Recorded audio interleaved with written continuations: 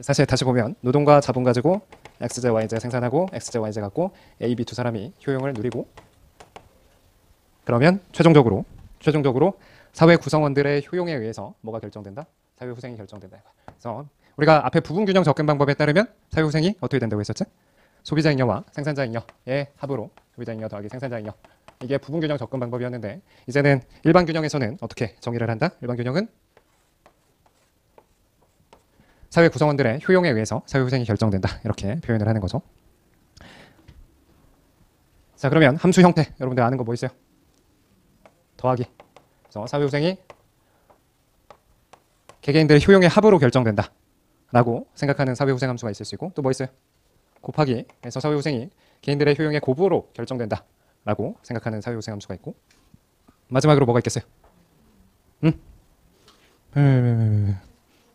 최소값에 의해서 사회 구성원 중 가장 낮은 수준의 효용. 이제 사람을 확장시키면 여기 C 세 사람도 상정할 수 있겠지만 간단하게는 두 사람만 상정해서 나오겠죠. 우리가 서로 다른 효용 함수는 서로 다른 선호 체계를 반영했던 것처럼 그리고 서로 다른 생산 함수는 서로 다른 생산 기술을 반영했던 것처럼 서로 다른 사회 후생 함수는 뭐를 나타내냐? 뭔가 사회 후생과 관련된 철학 체계가 있다는 거예요. 철학 체계. 그래서 사실 이 공리주의 철학을 잘 반영하는 게 요 사회 후생 함수고 공리주의 철학을 사회 후생 함수로 표현해 보면 이렇게 결정되는 거고 이제 롤즈 철학 체계를 사회 후생 함수로 표현해 보면 이렇게 표현이 된다는 거예요. 그래서 공리주의 한 번쯤은 들어봤어요? 공리주의 어디서 들어봤어요? 생활과 윤리야? 요새는 생활과 윤리라고 해? 생활과 윤리에서 어떻게 배웠어? 최대 다수의 최대 행복이라고도 배우고 누가 얘기했어요? 공리주의? 벤담, 밀 이런 사람들이 얘기를 했지, 그치? 아주 훌륭한 친구들이네. 나는 윤리 공부 안 했는데 윤리적이지가 않지 사람이.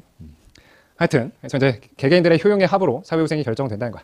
사실 이 저소득층에 대한 혹은 공평성에 대한 가중치는 어떨까?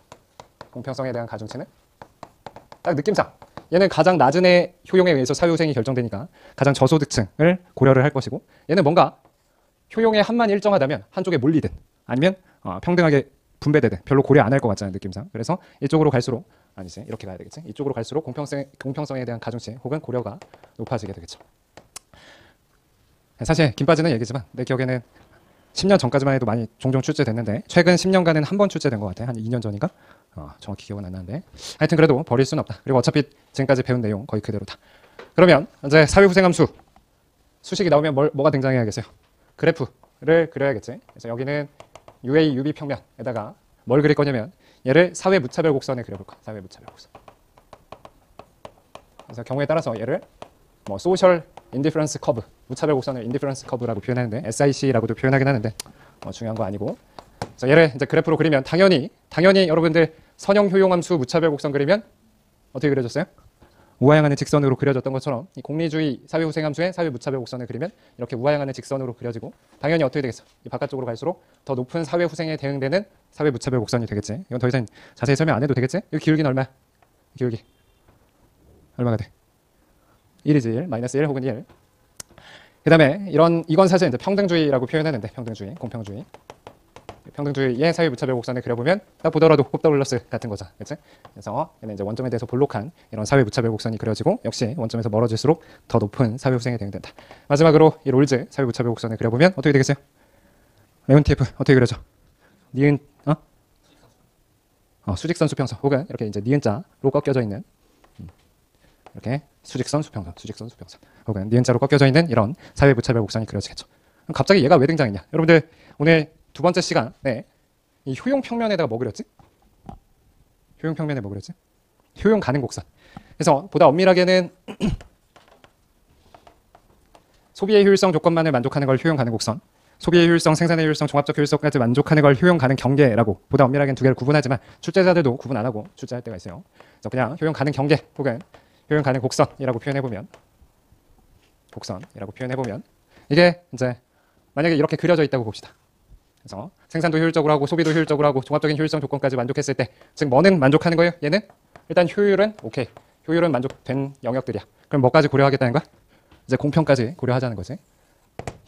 효율은 충족됐으니까 요 점들 중에서 어떤 점이 이제 공평하냐.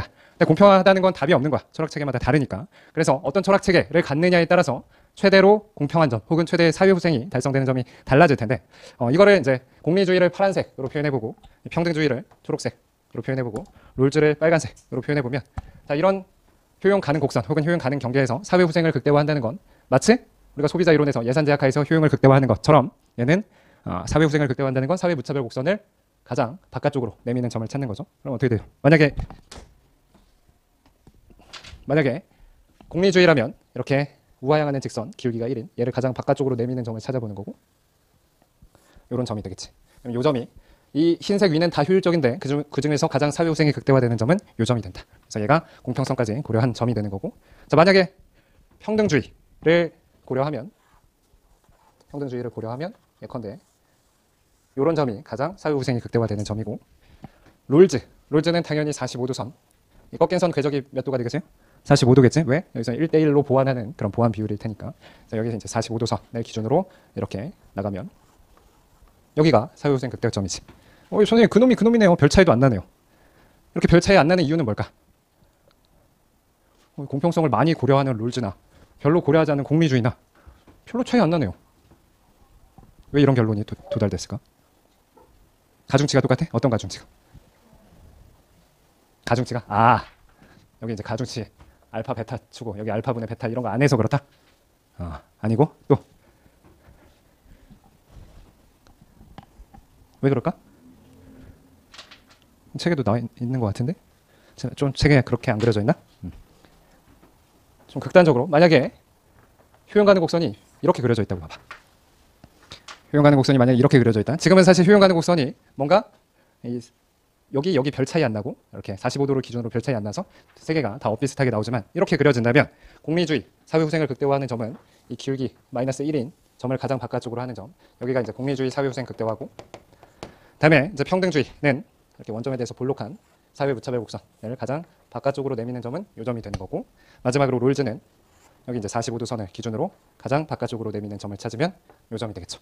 그래서 이렇게 효용 가능 곡선이 만약에 비대칭적으로 나오는 상황에서는 보더라도 가장 공평성을 고려하는 롤즈가 두 사람의 효용이 같아지도록 하는 점을 선택할 것이고 공리주의는 A의 효용은 커도 괜찮고 B의 효용은 작더라도 한 사람이 몰아서 효용이 커지는 게 이제 공리주의 사회후생을 극대화하는 결론에 도달하게 되겠죠.